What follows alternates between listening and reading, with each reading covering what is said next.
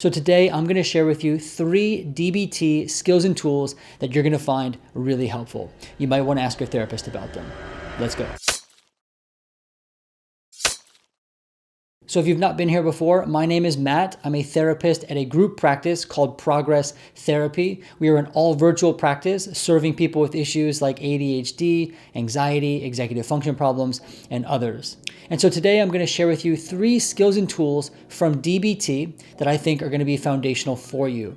And the reason why I think these skills and tools are foundational is because they are going to be the starting point for a lot of other things that you do in DBT. And more than that, these skills and tools are not just helpful in the context of DBT, but I find that these are 3 foundational skills and tools that we teach a lot of people who come into our practice. And if you're not familiar what DBT is, it stands for Dialectical Behavior Therapy. I made another video where I talk a bit more about what it is, but just to put it simply, it is a skill-based intervention. So it actually has a manual, and this is filled with skills and tools that we're able to teach people. Now, DBT has become very popular because evidence shows that it is effective for treating all sorts of issues. Historically, it was used to treat borderline personality disorder. However, now it's showing to be effective for anxiety, depression, executive function issues, ADHD. A ton of different things. The skills and tools in this manual are very helpful. And so regardless of who comes into our practice, we're often teaching DBT skills at some point. And the skills and tools that we're going to talk about today are the following. One is going to be the TIPP skill. This is a skill that is found in the distress tolerance section of the DBT manual. And there's so many acronyms in DBT, but the TIPP skill is actually 4 skills in one. Now I feel like I'm getting confusing, but hear me out here. So the TIPP skill is 1 skill, but inside of that, there are 4 ways to do this 1 skill. And really, you can make it 4 skills or just call it 1. Doesn't matter. It's 4 in 1. And I'm also going to teach you about the diary card. Now, we won't spend that much time on this one because I made a whole video about it not too long ago. I'll link it up here and more about that in just a second. And then finally, I'm going to share with you a bit more about the chain analysis. And again, I've made another in-depth video all about that as well, which I will link up here as well. But let me share with you why these 3 skills and tools are foundational for DBT and why I think that these 3 skills and tools anyone could benefit from. All right, so the first skill that we're talking about is the TIPP skill. Now, TIPP is found in the Distress Tolerance Manual, and TIPP actually stands for 4 different things. It stands for temperature, it stands for intense exercise, it stands for paced breathing, and it stands for paired muscle relaxation. So really, when we teach the TIPP skill, we're actually teaching 4 different skills. And what are these 4 different skills for? And to put it simply, distress tolerance is just what it sounds like. It is how we tolerate distress as effectively as possible.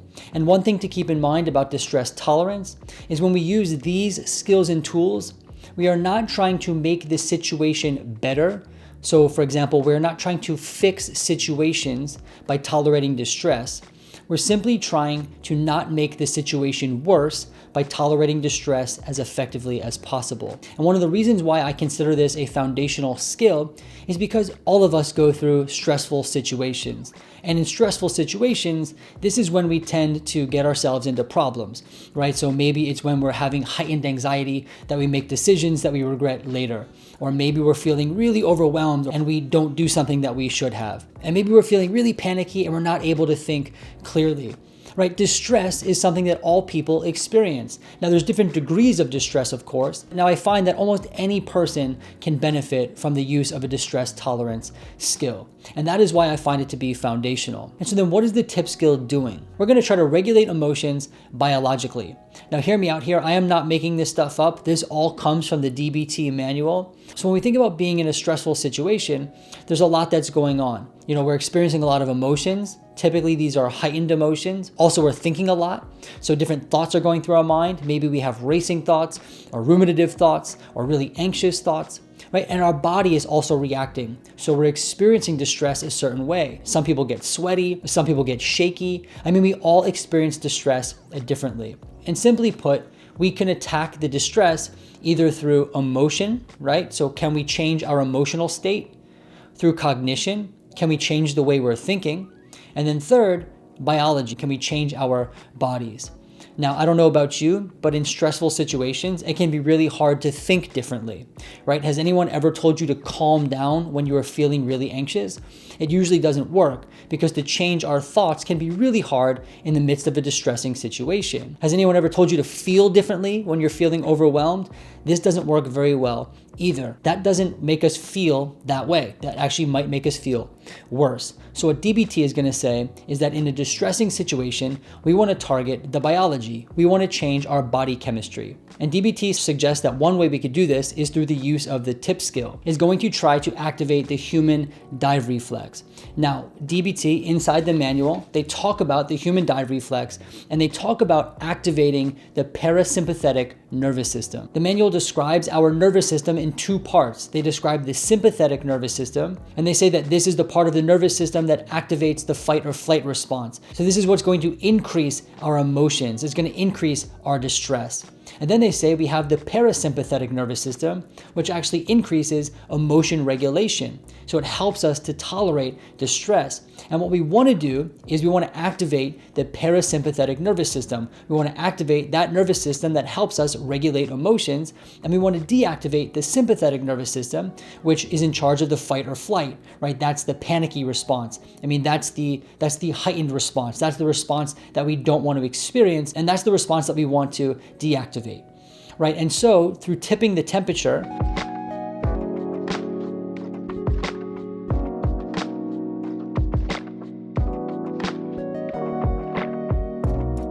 by submerging our face into a cold bucket of water, we're actually able to activate the parasympathetic nervous system. And this is exactly what we want to do. This is going to help us regulate our body. And once our parasympathetic nervous system is activated and our body is now regulating emotions, we're able to think a little more clearly, and we're also able to regulate our emotions more effectively. From here, we can now engage in perhaps more effective problem solving.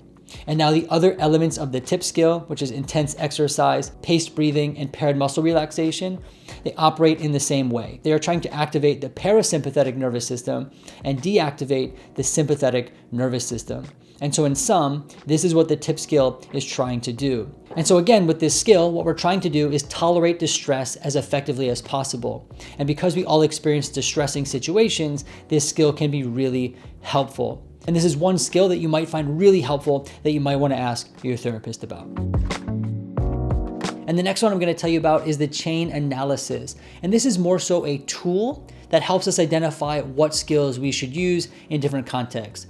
Now again, I made a really detailed video all about this. I'm going to link that video up here and down below. It'll actually walk you through an entire example of the chain analysis.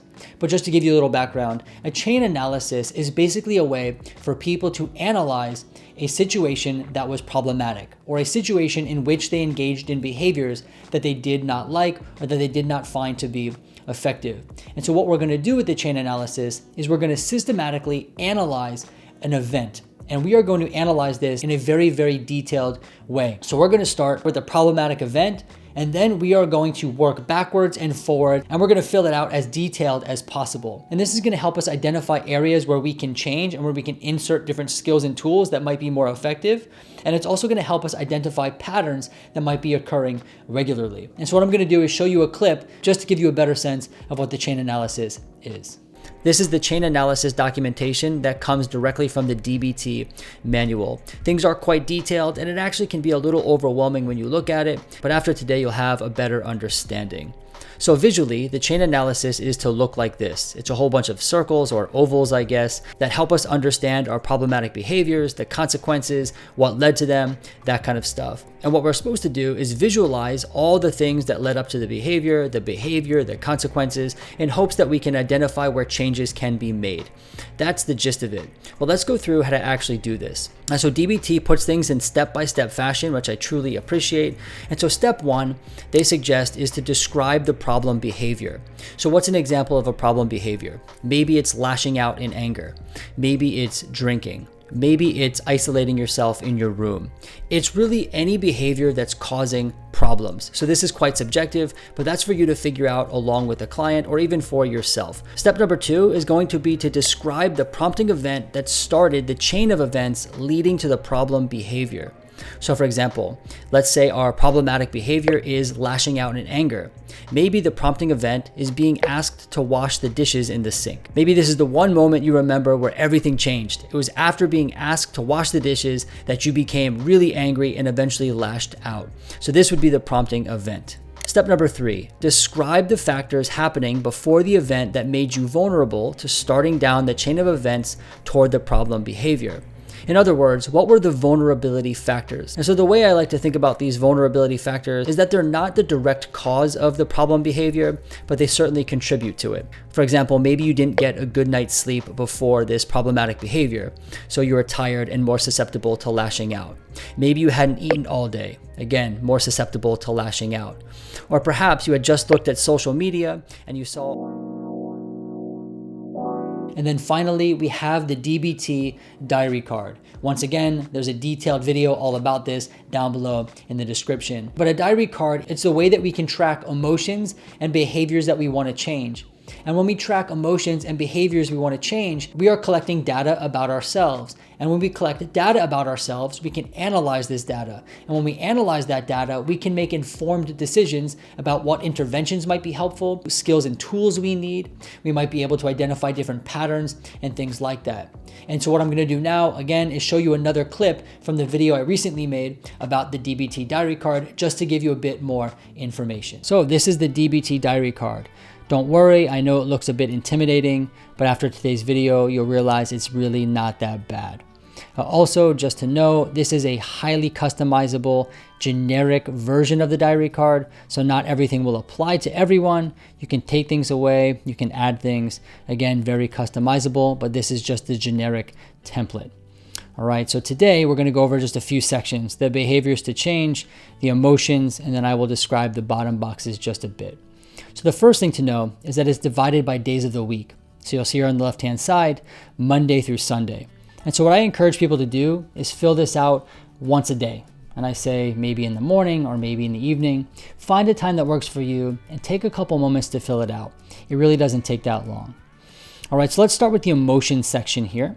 And so what you'll notice is that there are different emotions across the top: anger, fear, joy, misery, and a few others. Now you can add ones to this if you'd like, or take some away. And so what you would do very simply is you would say, okay, here's anger and it's Monday. How much anger did I feel on Monday? 0 to 5, 0 being nothing, 5 being the most intense you've ever experienced. And so you wouldn't think much about it and you'd put down a number. Okay, Monday, 2.